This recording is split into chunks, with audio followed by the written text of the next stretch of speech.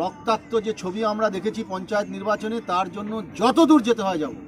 Immediately ঢোলা থানা, কুলপি থানাকে নির্দেশ দিয়েছেন আমাদের সামনে, যাতে অবিলম্বে খুনিদেরকে আবার আনা হয়। উনি বলছেন যারা বাকিরা যারা ছাড়া আছে তাদেরকে সবাইকে গ্রেপ্তার করা।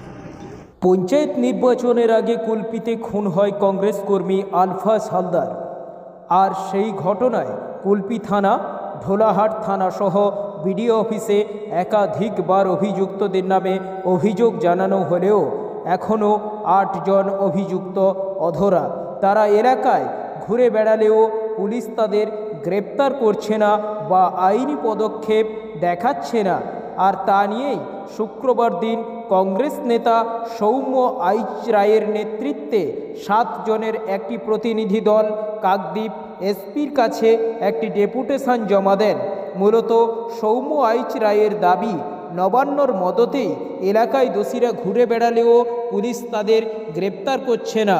পাশাপাশি ঘটনার 10 মাস কেটে গেছে, এখনও মৃত আলফাজের পরিবার ডেথ সার্টিফিকেট পাচ্ছে না। আগামী দিনে পুলিশ যদি দোষীদের গ্রেপ্তার না করে তাহলে কুলপি ও ঢোলা থানা ঘেরাওয়ের হুঁশিয়ারি দেন কংগ্রেস নেতা সৌম্য আইচ রায়। দেখুন, আমি পরিষ্কার একটা কথা বলি, পশ্চিমবঙ্গের পুলিশ দলদাস, কৃতদাসে রূপান্তরিত হয়েছে। কৃতদাস। আজকের পঞ্চায়েত নির্বাচনের সময় আমার ব্লক সভাপতি খুন হয়ে গেল। ব্লকের একজন সভাপতি, ব্লক সভাপতি, এই বুথের সভাপতি খুন হয়ে গেল আলফাজ হালদার। তার পরিবার আতঙ্কগ্রস্ত। এখন পর্যন্ত 6 জন খুনি প্রকাশ্য দিবালোকে ঘুরে বেড়াচ্ছে, তাস খেলছে। আমরা তার পরিবারের কাছে গেছি, তার পরিবারের সাথে দেখা করেছি। তারা বলছেন যে তারা তাস খেলছে, প্রতিদিন হুমকি দিচ্ছে, ধমকি দিচ্ছে। পঞ্চায়েতের নেতা এইসব খুনের মদতের পেছনে রয়েছে।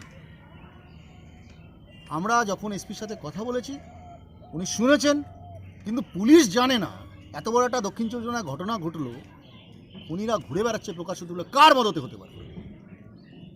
কার মদতে হতে পারে? মদত সরকারি দলের অঙ্গুলি হেলনে প্রশাসন চলছে।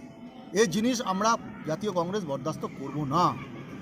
আমাদের কর্মী, আমাদের ভাই, আমাদের রক্ত খুন হয়েছে পশ্চিমবাংলায়। তার কবরের মাটি এখনো শুকোয়নি।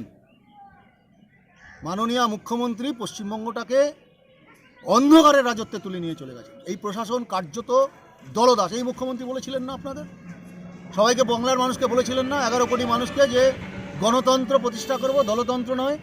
এর নাম গণতন্ত্র, এর নাম দলতন্ত্র নয়। এখনো পর্যন্ত ডেথ সার্টিফিকেট পায়নি। আজকে পুলিশ বলছে আমরা তো জানি না। আমরা বলছি 7 বার একজন 90 বছরের বৃদ্ধ পঞ্চায়েত অফিসে যাচ্ছেন। বাবা, মৃত আলফাজের বাবা প্রতিদিন পঞ্চায়েত অফিসে যাচ্ছেন প্রায়, তিনি ডেথ সার্টিফিকেট পর্যন্ত পাচ্ছেন না। কোন রাজত্ব? এটা মমতা বন্দ্যোপাধ্যায়ের সরকার। এই রাজত্ব চলবে পশ্চিমবাংলায়? ছি! এখনো পর্যন্ত কতজন গ্রেফতার হয়েছিল? যারা গ্রেপ্তার হয়েছিল তারাও, তাদের মধ্যে মূল 21টা ঘুরে বেড়াচ্ছে। এখনো গ্রেপ্তার হয়েছে 8 জন বাকি, এখনো গ্রেপ্তার হয়েছিল 7 জনই মুক্ত।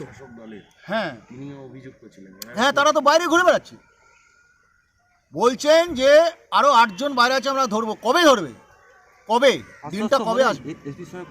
হ্যাঁ, এসপির সাথে কথা বলেছেন। উনি কি করবেন? ওনার ওপরে যারা আছেন তাদের মাথার হাত থাকলে খুনিদের ওপরে ওনার কিছু করার নেই। খুনিদের মাথার ওপরে হাত নবান্নের হাত, ক্যামাক স্ট্রিটের হাত। আগামী দিনে কি কর্মসূচি হবে?